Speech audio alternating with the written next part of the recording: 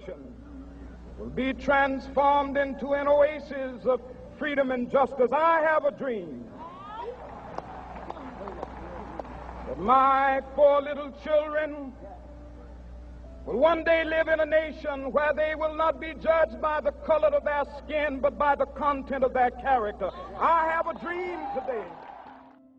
Hello, this is Dr. Karmen Smith, and I wanted to come to you live to let you know that there's a lot to learn when we have examples like Congressman John Lewis and Reverend Dr. C.T. Vivian, who cross over. We have an example of love in action. Their example was their lives and how they lived it, and how they taught us all to walk in love, to think with love in mind, and to make sure our hearts are always saturated in love. Even though outside of us, there's fear, chaos, lack, limitation, all of those things swirling around, they remind us that it's possible to walk in love and be the example of light in the world. And I wanted to bring you a couple of examples, starting with Reverend Dr. C.T. Vivian, who was one of the strategists that was around Martin Luther King during the 60s movement, and strategized about what people needed to be targeted as far as getting the right to vote, and where to stand in truth, and where to confront an issue. And one of the things that I remember seeing in the series Eye on the Prize when I was growing up was Reverend C.T. Vivian with his pastor collar on and leading protesters to the courthouse where they could vote, where they could sign up to vote, and they were being refused entry and refused the voting rights.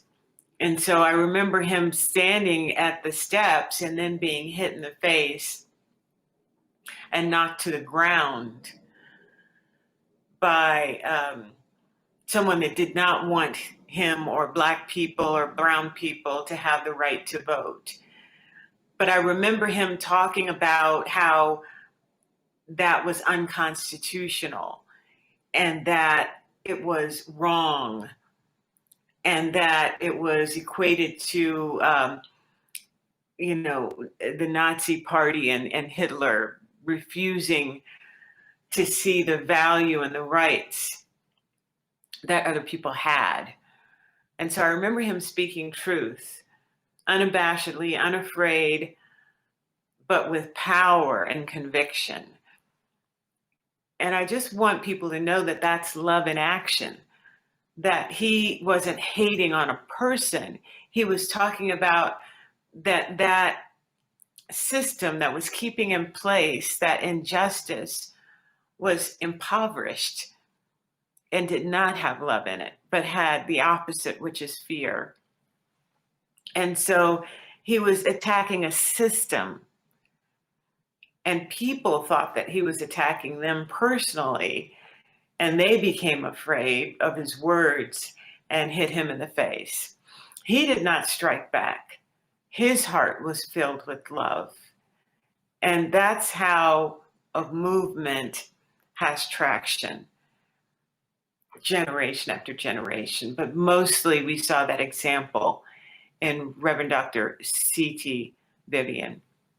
The other example is Congressman John Lewis, when he would argue about justice in Congress, and when he would put his whole life on the line going over the bridge in Selma.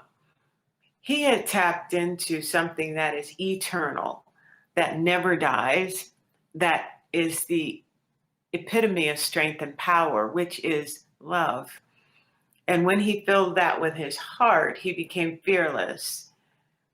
And he wasn't seeing evil in people. He was seeing evil in the ideas, in the structure, in the instructions that these people were following.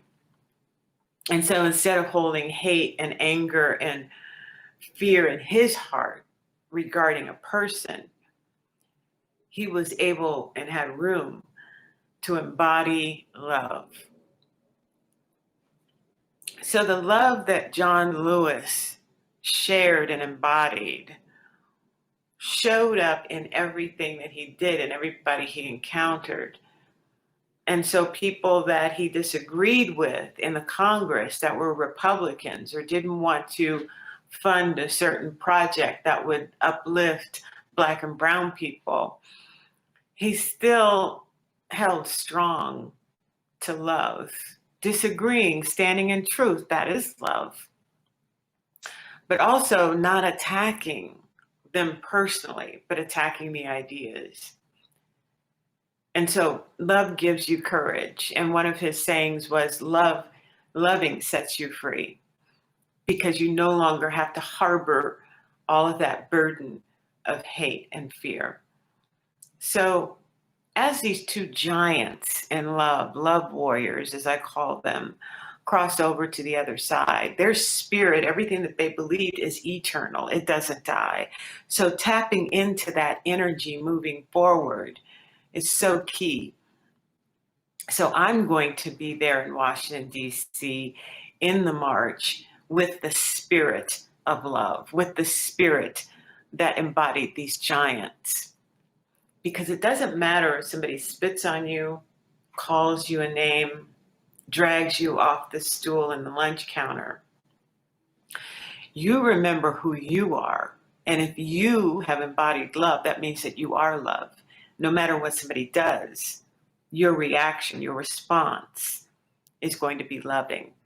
And as long as it is, and nonviolent, of course, that means that you have transcended the human egoic mind that is in the survival mode, and you have embraced your true identity, which is connected to everything, including that person that spit on you and called you names. So this is a love reminder. We all need that from time to time. You're royalty. You're worthy. You're beautiful. You're magnificent. And you're connected to the Grand Canyon, which is so grand, to the biggest redwood tree, to the most beautiful rose. You are connected to all of that. And because you are, it makes it even more magnificent. So as you go to the marches, as you go to the rallies, there's going to be fear coming at you, but that doesn't change love. Love is eternal, stays strong, looks in the eyes, sees the fear, and loves the person. That takes practice. So every day, your practice, every moment, however you choose to do this, your practice is, am I embodying love? Am I practicing love? Is my intention coming from love? And what do I need to release in order to get to that highest love that is needed right now? Right now. Those are the questions. And only you can have the answers. You can't get it from somebody else. You can't get it from somebody else. You can't buy it from anybody. So you have to cultivate that love, uncover that love, realize that love within you. And it's an individual journey. But I'll tell you this, we need it now. So I'm here to encourage you in your journey any way that I can. If you'd like to ask me questions, you can go to drkarmen.com.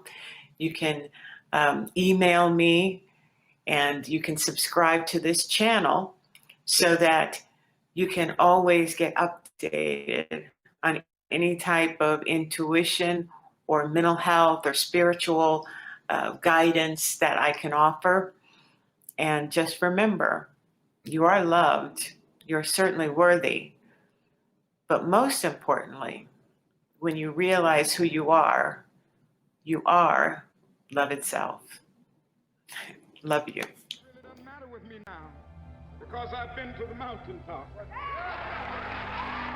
I don't mind. Like anybody, I would like to live a long life. Longevity has its place. But I'm not concerned about that now. I just want to do God's will. And He's allowed me to go up to the mountain. And I've looked over and I've seen the promised land.